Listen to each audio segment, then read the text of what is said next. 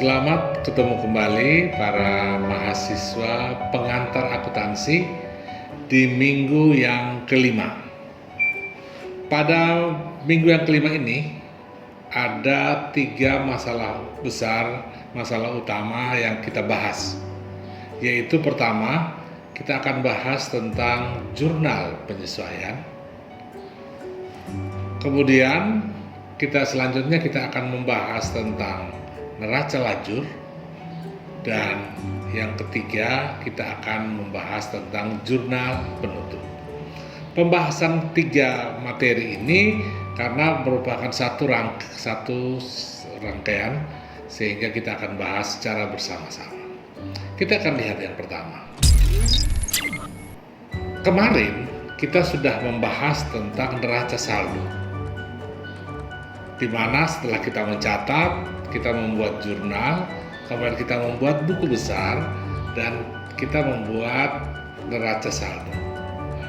Neraca saldo ini tentu saja hampir semua neraca saldo yang dibuat setelah melakukan buku besar, ada kalanya kita menemukan kenyataan bahwa satu, neraca saldo yang dihasilkan mempunyai jumlah debit dan jumlah kredit yang sama. Tetapi bisa juga neraca saldo yang dihasilkan mempunyai jumlah debit dan jumlah kredit yang tidak sama. Hal ini disebabkan karena ada masalah-masalah akrual yang dihadapi atau yang ada dalam pencatatan akuntansi. Nah, sebelum kita membahas lebih jauh tentang jurnal penyesuaian, tentu kita akan membahas tentang yang kita kenal dengan 2 metode pencatatan. Yang pertama, kita kenal dengan accrual basis, yaitu pencatatan berdasarkan akrual. Dan yang kedua, cash basis atau metode pencatatan berdasarkan kas. Nah, mari kita lihat satu persatu.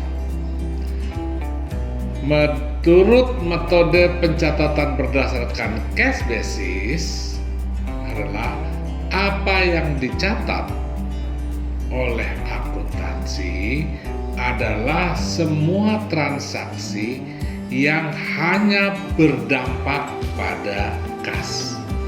Artinya ketika terjadi pengeluaran kas atau terjadi penerimaan kas. Transaksi-transaksi yang tidak berdampak pada kas, tidak ada penerimaan kas atau pembayaran kas, maka tidak dicatat oleh akuntansi. Sebaliknya, akuntansi berdasarkan accrual atau kita kenal dengan accrual basis, pencatatan dilakukan pada saat transaksi itu terjadi, tidak dipandang atau tidak mempertimbangkan apakah terjadi pengeluaran kas atau tidak. Sepanjang suatu transaksi itu terjadi, maka langsung dicatat. Dalam materi saya juga menyajikan bagaimana ilustrasi membedakan antara cash basis dan accrual basis. Akuntansi umumnya menggunakan accrual basis. Nah, masalah-masalah accrual basis itulah maka memunculkan adanya jurnal penyesuaian. Kita perlu melakukan jurnal penyesuaian. Artinya, jurnal penyesuaian itu adalah jurnal yang dibuat dalam proses pencatatan perubahan saldo dalam akun sehingga saldo mencerminkan jumlah yang sesungguhnya.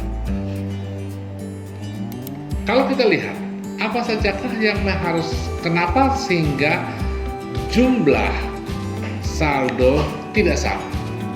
Yang pertama adalah adanya pos-pos yang diterima di muka. Ya, misalnya asuransi dibayar di muka, atau adanya pos-pos akrual, misalnya beban atau kewajiban akrual, misalnya gaji yang belum dibayar, ataukah bunga, pendapatan bunga, atau biaya bunga, dan juga adanya pos-pos estimasi. Kelompok-kelompok inilah yang menyebabkan kita perlu melakukan penyesuaian. Dalam materi saya akan memberikan contoh-contoh ya bagaimana menghitung, bagaimana dampak dari transaksi-transaksi tersebut, dan bagaimana cara menjurnalnya, melakukan jurnal penyesuaian. Setelah kita mempelajari jurnal penyesuaian, maka tahap selanjutnya adalah kita membuat kertas kerja, atau kita kenal dalam akuntansi disebut dengan neraca lajur.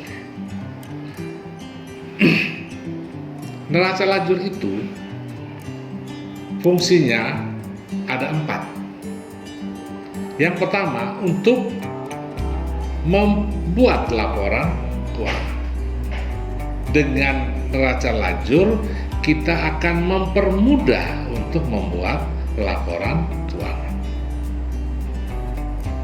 Apakah perusahaan harus membuat harus membuat neraca lajur? Tidak. Kenapa? Karena kalau laporan keuangannya sangat sederhana, sangat sedikit, tidak perlulah digunakan neraca lajur. Tetapi kalau laporan keuangannya semakin kompleks, semakin banyak, maka perlu alat bantu yang kita kenal dengan nama neraca lajur. Nah, dalam neraca lajur tentu saja kenapa yang fungsi yang kedua adalah kita dapat juga melakukan pengecekan data kembali. Yaitu apa? Kita melakukan penyesuaian, kemudian kita membuat neraca saldo dan membuat laporan keuangan. Sedangkan pada topik yang ketiga, kita akan melakukan yang disebut dengan jurnal penutup. Jurnal penutup ini adalah kita menutup semua dalam satu periode, semua rekening-rekening yang ada dalam laporan rugi laba. Karena kita tahu ada 2 laporan, yaitu laporan neraca dan laporan rugi laba. Rekening-rekening yang ada dalam laporan neraca itu disebut dengan rekening real, rekening yang ada terus dari periode ke periode. Sedangkan rekening yang ada dalam laporan rugi laba itu disebut dengan rekening nominal. Rekening ini setiap tahunnya, setiap akhir periode kita tutup. Kita nolkan rekening ini, kita tutup ke dalam rekening bantu yang disebut dengan ikhtisar rugi laba, dan pada akhirnya kita akan menutup rekening ikhtisar rugi laba ke dalam modal. Para mahasiswa yang saya kasih, demikianlah tadi 3 materi yang kita bahas dalam pertemuan ini. Semua materi, semua contoh soal sudah akan dapat dilihat pada materi yang ada di e-learning saya. Harus diingat bahwa minggu depan adalah di minggu yang ke-6 kita akan ujian mid semester. Saya berharap kita semua siapkan diri agar dapat mengerjakan semua hal dengan baik. Sekian dan terima kasih.